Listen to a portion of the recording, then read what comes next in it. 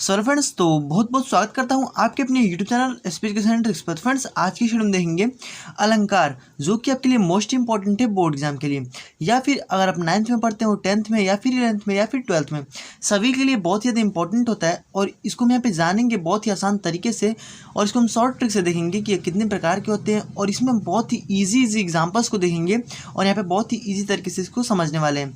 तो वीडियो को एंड तक देखिएगा, चैनल पर सब्सक्राइब कर लीजिएगा, साथ में नोटिफिकेशन बेल पे जोर से क्लिक कर दीजिएगा, क्योंकि हम आपके लिए ऐसे हेल्पफुल वीडियोस लाते रहते हैं। तो चलिए आज की इस मजेदार वीडियो को शानदार तरीके से स्टार्ट करते हैं। तो चलिए देख लेते हैं। सबसे फर्स्ट पे जो हमारा है कि अनुप्रास अलंकार, ठीक है, सबसे फर्स्ट पे हमारा यही आता है। तो अगर आपको यहाँ पे बोर्ड एग्जाम देना है, ठीक है, तो आपके लिए वीडियो बहुत ही ज़्यादा खास होने वाली है, क्योंकि आपको इस वीडियो को देखने के बाद आपको अलंकार से कोई भी दिक्कत नहीं रहेगी, ठीक है, और इसे आप इजीली तरीके से समझ पाएंगे। तो सबसे पहला यहाँ पे अनुप्रास अलंकार, और फिर यमक है, और यहाँ पे श्लेष है, ठीक है। तो तीनों यहाँ पे 3 अलंकार हमारे यहाँ पे पूछे जाते हैं, वो भी बोर्ड एग्जाम में। तो अगर आप इस तीनों अलंकारों को बढ़िया तरीके से समझ जाते हैं, तो आपका इसमें जो कि अगर आप किसी भी क्लास में हो, ठीक है, 9th में हो, 11th में, 12th में हो, आपका सभी काम हो जाने वाला है, ठीक है। तो चलिए इसको इजी तरीके से समझ लेते हैं। तो सबसे फर्स्ट पे हमारा आता है अनुप्रास अलंकार, ठीक है। चलिए इसको इजी तरीके से समझते हैं। तो देखिए अनुप्रास अलंकार में क्या होता है, इसमें क्या कहा गया है कि जहाँ पर एक वर्ड की आवृत्ति बार बार हो, अनुप्रास अलंकार कहलाता है, ठीक है। आप यहाँ समझ गए होंगे क्या बोला गया कि एक वर्ड की आवृत्ति, ठीक है। आवृत्ति मतलब क्या होता है, दोहराना, ठीक है, मतलब कि बार बार वही वाला जो वर्ड है वो आए। चलिए एग्जांपल्स के साथ इसको आसानी से समझ लेते हैं। देखिए क्या बोला गया है उदाहरण में कि तरनी तनुजा तट तमाल तरुवर बहु छाए, ठीक है। यहाँ पे आप समझ पा रहे होंगे कि इसमें क्या है, जो हमारा त वर्ड है ये हमारा एक क्या है, मान लीजिए पूरा तो ये हमारा शब्द हो गया, ठीक है, और इसके आगे का ये हमारे केवल वर्ड है। तो ये वर्ड की आवृत्ति देखिए इसमें बार बार हुई है, मतलब इसमें भी हमारा त आया हुआ है, इसमें भी त है, इसमें भी त है, इसमें भी त है, और इसमें भी त है, ठीक है। मतलब कि इसकी देखिए 1 2 3 4 5 बार जो कि इसकी आवृत्ति हुई है, इसीलिए यहाँ पे हमारा क्या हो गया अनुप्रास अलंकार। और ये 5 बार जरूरी नहीं है, ये कितना बार भी हो सकता है, ठीक है।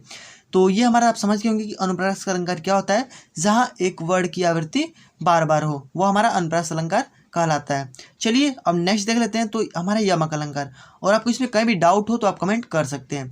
चलिए नेक्स्ट पे हमारा है कि, तो देखिए यमक अलंकार। तो यमक अलंकार में क्या है कि जहाँ एक शब्द एक या एक से अधिक बार आया हो, लेकिन उसका अर्थ अलग अलग हो, ठीक है।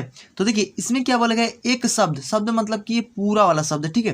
तो देखिए इसमें उदाहरण के साथ में इसको समझ लेते हैं, ठीक है। देखिए एग्जाम्पल्स क्या बोला गया इसका कि कनक कनक ते 100 गुनी मादकता अधिका। और देखिए बहुत ही इजी एग्जाम्पल है, और इसे आप आसान तरीके से समझ जाने वाले हैं। देखिए कनक कनक ते 100 गुनी मादकता अधिका है, बस 2-3 बार आप पढ़ेंगे तो आपको इजी तरीके से याद हो जाने वाला है। तो देखिए इसमें क्या बोला गया है, जहाँ पर एक शब्द एक या एक से अधिक बार आया हो। तो देखिए इसमें क्या है कि जो हमारा कनक है वो एक शब्द है ना, तो ये हमारा पूरा शब्द है, ये कनक है, और यहाँ पे भी कनक है। तो देखिए इसमें क्या है, एक शब्द जो है हमारा वो हमारा एक या एक से अधिक बार आया हुआ है, मतलब कि यहाँ पे 2 बार आया हुआ है।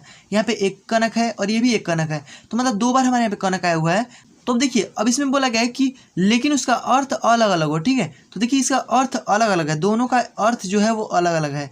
क्या है भाई, तो देखिए कनक का क्या, एक बार हम अगर ले लें तो कनक का, एक कनक का अर्थ होता है हमारा सोना, मतलब कि गोल्ड, ठीक है। और ये कनक का अर्थ होता है धतूरा, ठीक है। आप समझ गए होंगे, एक कनक का अर्थ है सोना, मतलब कि सोने वाला सोना नहीं, वो गोल्ड वाला सोना, और यहाँ पे एक कनक का अर्थ है धतूरा। तो आई होप कि इतना क्लियर हो गया होगा। तो देखिए दोनों मतलब एक शब्द जो है वो एक से अधिक बार आया हुआ है, लेकिन इसका अर्थ अलग अलग है।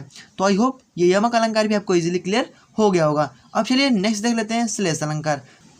तो चलिए नेक्स्ट देख लेते हैं। तो देखिए नेक्स्ट क्या है हमारा कि श्लेष अलंकार। तो देखिए इसमें क्या बोला गया कि जहाँ पर कोई शब्द एक बार आया हो, ठीक है, लेकिन उसके अर्थ अलग अलग हो।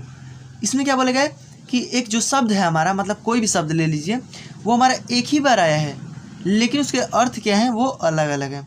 तो देखिए इसमें क्या है हमारा, चलिए उदाहरण के साथ इसको समझ लेते हैं। तो देखिए एग्जांपल्स क्या है कि पानी गए ना उबरे मोती मानस चूट।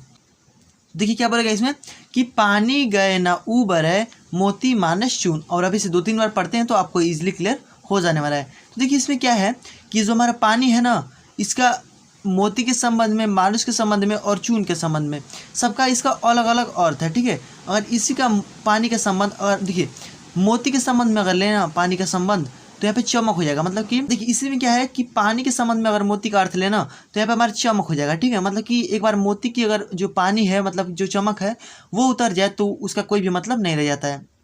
तो अब यहीं पे हम पानी का अर्थ चूंकि मनुष्य से ले तो इसका होता है आत्मसम्मान, ठीक है। मतलब कि इसका पानी का मतलब क्या है कि अगर किसी मनुष्य का आत्मसम्मान अगर एक बार उतर जाता है, ठीक है, मतलब आत्मसम्मान एक बार खो बैठता है तो उसका कोई भी जो कि मतलब नहीं रह जाता है, ठीक है। मतलब कि वही हमारा पानी का आत्मसम्मान से ले गए कि मनुष्य को अपना आत्मसम्मान कभी भी खोना नहीं चाहिए, ठीक है। तो यहाँ पे अब इसको हम पानी के संबंध को अगर चूने से ले लें तो चूने से हमारा हो जाएगा जल, ठीक है। तो देखिए यही है तीनों हमारे यहाँ पे अनुप्रास अलंकार, यमक अलंकार और श्लेष अलंकार। तो तीनों आप लाइन से याद कर लीजिए ताकि आपको इसमें कन्फ्यूजन ना हो किसमें किसमें आपको एक वर्ड की आवृत्ति करना है या फिर किसमें आपको एक से अधिक शब्द बार बार आया, ठीक है। सब इसको क्लियर कर लीजिएगा क्योंकि यहाँ पे अगर इसको आप याद रखते हैं कि देखिए आसान ट्रिक से आप यहाँ पे याद कर सकते हैं इसको। अनुप्रास अलंकार यहाँ पे देख लीजिए, यमक अलंकार, श्लेष अलंकार।